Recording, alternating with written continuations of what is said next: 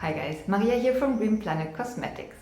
Today, as promised, I'm going to talk about moving to foreign places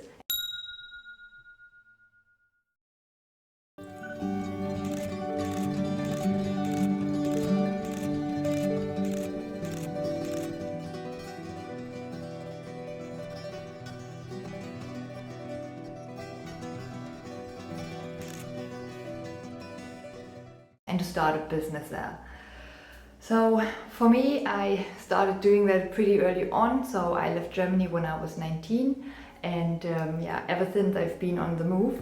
But because of a few things that happened in life, I was forced to relocate back to Germany, and that was in 2018. So if you've watched my videos, part 1, 2 and 3, like how I started my business from scratch, then you know already that I was more or less forced to get creative in terms of founding a business. So I wanted to physically be in South Africa, and due to visa issues that wasn't possible. So I had to get creative, and I decided to start an online shop in Germany. So I am German, that means I can easily just open, well, easily, not really, not in Germany, no, but I can open, without any visa issues, I can open a business straight away. That is at least what one thinks, no? That's what I thought as well, but I'm gonna talk about that as well. Like, what is it actually like to found a business in Germany? Very interesting, because I have founded in London before, and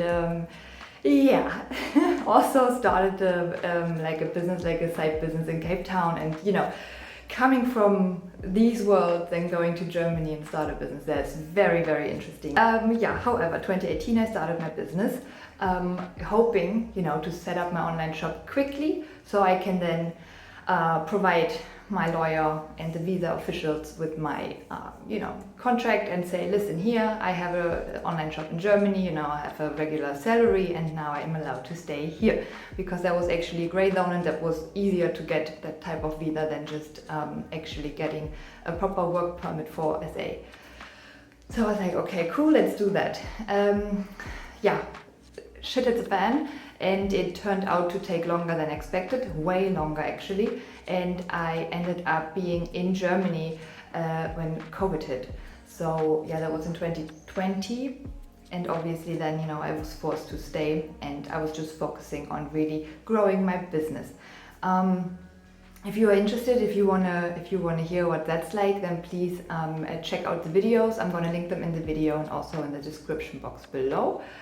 Let's focus on what is it actually like to move to foreign places and to start working there.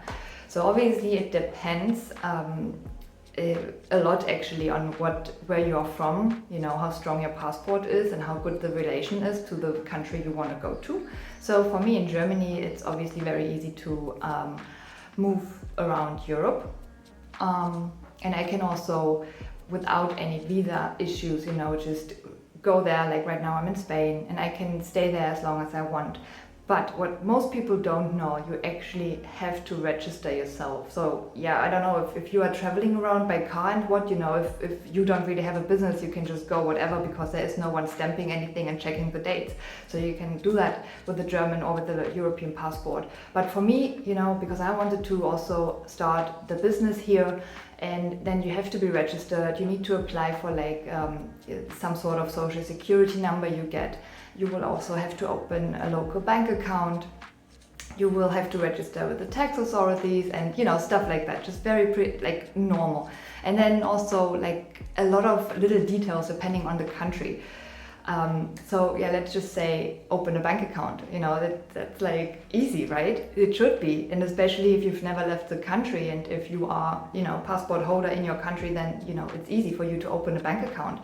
But then what happens is when you leave your country and open a bank account elsewhere, that comes with such a hassle, it's ridiculous, because what they want, and that's always been this way. I remember almost 15 years ago when I was in London trying to open a bank account, it was, such a hassle. It took me so long to finally open one. And now same happens 15 years later to today, and it's still so hard to open a local bank account in a different city. And I'm like, why is that? Are we Europe or are we not? So that's really like annoying. So yeah, just to give you an idea, like people will ask you to have like utility bills, you know, or like a telephone bill or anything that counts as a proof of address, because usually you would go with a bank account and that is, you know, bank statement, that is a perfect proof of address that everyone accepts. But then if you don't have a bank account, you need to open one and then the bank will ask you for a proof of address. I'm like, okay, cool. And that's literally, I mean, that happened in literally every country, like in London, in South Africa, and now in Spain as well. And they always ask you, like, okay, please give me a telephone bill. I'm like, yeah, no, I cannot open, you know, a telephone, like I can't get like a local telephone card, like a contract, if I don't have this local bank account. So they won't, you know, take my German bank account. He's like, yeah, but then just show me, you know, then he comes with the utility bill. I'm like, again, I need a local bank account to connect that to the utility bill to the house, to then get billed, to then receive the invoice. So it's like, okay, are we going another round? And it's literally, what comes first, the chicken or the egg? And it's still like that. And very interesting. I don't know, it should be easier by now. It should be really easier, but that is just one example of what it's like to be here. And then obviously in the meantime, you can't, you know, continue your registration and everything, and it becomes such a hassle because this one little document is missing, and then they're only valid for, let's say, 6 months, and you need 4 documents that are valid at the same time, and then, you know, by the time you have then the other 3, the first one already is invalid. And I'm like, oh my god. So literally it's interesting that it hasn't changed in like 15 years. You know, we are so far ahead now with AI and whatnot, but then, you know, open a local bank account is still such a like almost impossible thing to do. Very, very interesting. So yeah, and that's very annoying, obviously, and especially now everything is online. You know, Germany is not a country that is very fast in like, you know, changing the law and becoming a little bit more digital. It's really, really tough and like, wow. And that is what I struggled with my company, because I realized, hey, that is not, you know, I left Germany for a reason and it hasn't changed, you know, the opposite, like it's getting worse. And so for me, I don't want to be held back, you know, by laws that make no sense. And then, you know, it's okay, like if you don't want to support me, if you don't want, you know, young startups, you know, taking over, that's fine. But then I'm leaving, you know, I go somewhere where people are actually, you know, happy to have me. So, and that is why I decided, like, that is one of the reasons, like I really want to grow my business and I want to expand, and, you know, I have this vision and big idea and dreams I want to fulfill. And in Germany, that is just not, yeah, people think you're crazy. You know, it's if you think outside the box, it's just for them, you are a mental case for them. So it's very, very tricky. And what else? I mean, also, you know, coming from South Africa, like I was headhunted back to in my previous job. Actually, I was in the film industry, and I had a job in Cape Town, or I had an agent there, and I was just doing freelance work. And then I had someone contacted me if I want to go back to Germany. I was like, you know what, I haven't been home for so long, yeah, I'm ready to go back. So that was actually also a very nice change, and yeah, it was good to be back. But I knew it's only gonna be for like 3 seasons, like a year and a half basically, and I was like, yeah, I'm gonna make it count, and I really did. So yeah, I am very glad I did that.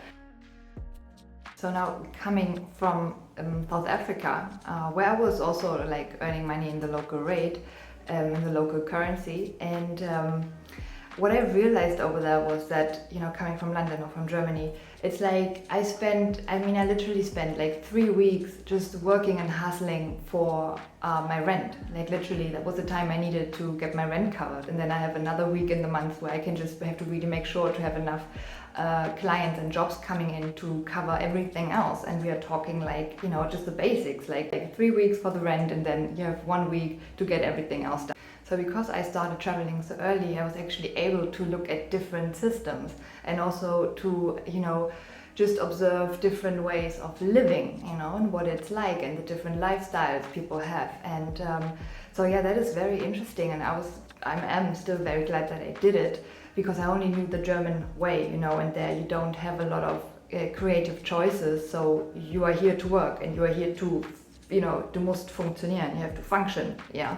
And yeah, that's like, for me, I knew like I don't want to have this normal 9 to 5 job. Like since I'm a kid, I knew that is not for me. And you know, obviously I was always that person, like that person that's just there and no one knows what to do with it. And I'm like, well, yeah, but I don't want to be like you. And you know, they didn't understand me, I didn't understand them. So for me it was very, very clear from the beginning that I'm gonna go out there in the world and just look what else is out there, because I know that that's not what I want. I want something else. I don't know what yet, but I know, you know, I'm gonna find it eventually. And I really spent my 20s just to explore and to also find out who am I, what do I want, and what do I actually need to be happy, and not what do I want, what do I think I want, what do I need to be happy. So, and then I ended up in Cape Town at some point, and that was for a job, and I really fell in love immediately. I'm like, oh my god, this is beautiful. And then I started doing like 6 months Europe, and then, you know, the summer seasons basically, because it's reversed. So I do the European summer, and then I spend the European winter in Cape Town also working, and that was just beautiful. And even though I was earning in the local currency, which is like worth nothing in the rest of the world, and it's so weak, you know, so that was definitely not the place I would go to make money, but that was a place I would go to live. And I realized how cool that is to actually, you know, with like, I don't know, maybe 1,500 pound, I lived like a queen. And I could suddenly go out, you know, have the most delicious food and drinks, and I don't have to, like, you know, count, oh, is a card covered, do I have enough cash, oh, can I still make it to the end of the month and stuff like that, which was always the case in London, you know. Like suddenly I could just live, and I could just be like, you know, I do what I want, what I feel like, I eat what I want. Like, hey, do I feel like having a drink with my friend? Yeah, so let's go.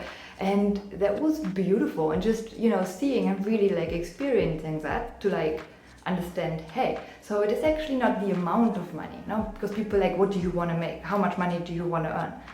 And now I'm like, well, that depends.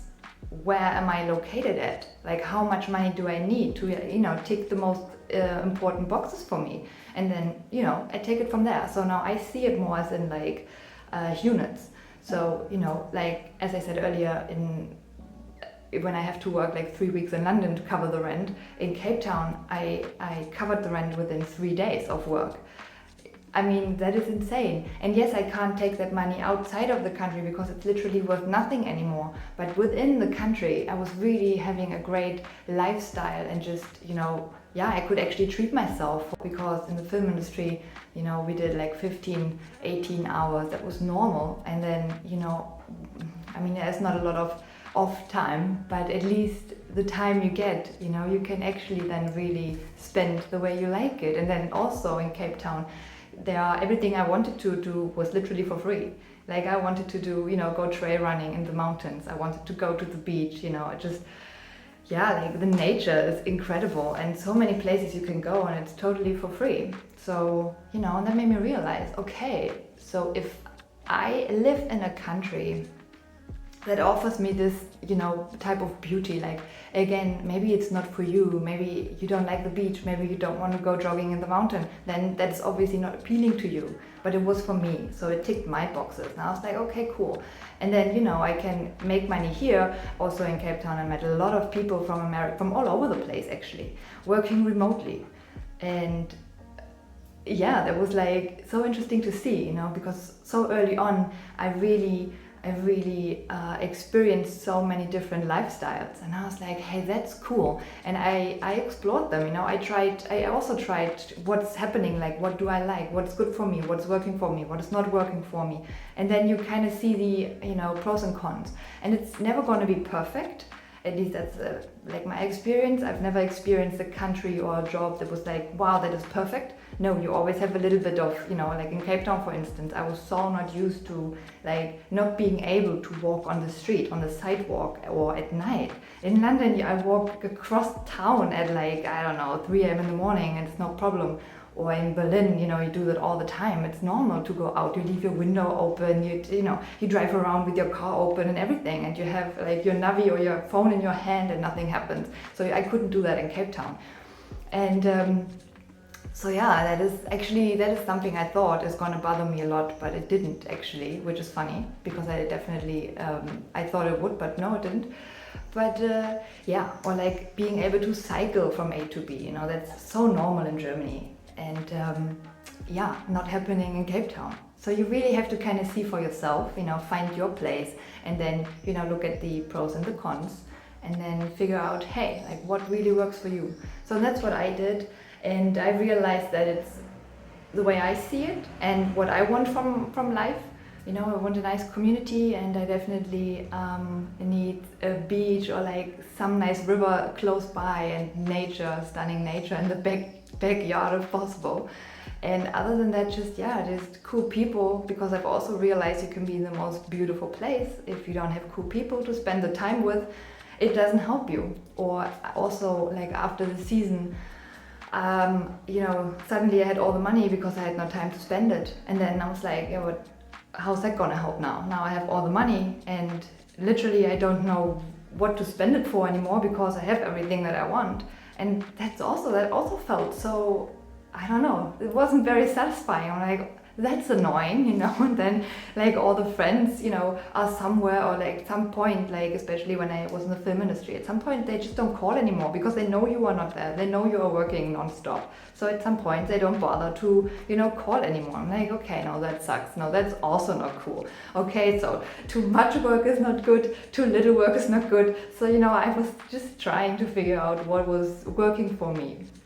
And then I realized, okay, cool. So in a place like this, you know, I can work like 60% of what I do now, and I still have, or even 50, and I still have enough money to maintain the lifestyle I want, without worrying about not being able to pay my rent every month. Just an example. You know, and that is where I'm like, okay, cool. So now I'm just gonna, you know, take it from there, design my own life, you know, the way I want it, the way it works for me, and the way it fits my desires. And I also love traveling, so I knew that I also, with a film job that allowed me to travel a lot to very beautiful places, so I knew that is a big part I want to maintain. And then so with my online shop, obviously, and then COVID, you know, I couldn't travel, and I realized that is actually a very big part of mine, so I definitely want to incorporate that into my future. Alright, now that was part one of the video. If you would like to hear why I had to rethink my physical products and why I had to start also selling online products, and if you want to hear my side of the story, what it's like to actually move abroad, and what you should definitely always keep in mind and prepare before you move, then check out part 2 of this video. Thanks so much for watching. Until the next time, bye.